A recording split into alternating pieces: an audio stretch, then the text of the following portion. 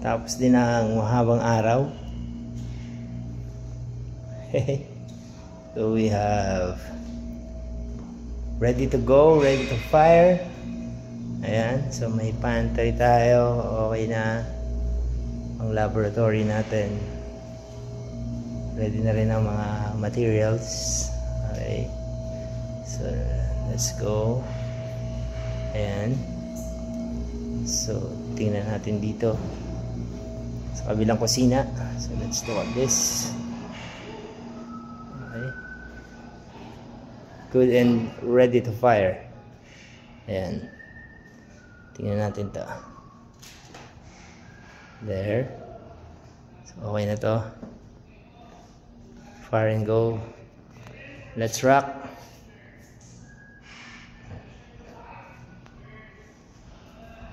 Tapos tingnan natin dito naman sa ating classroom. Ayan.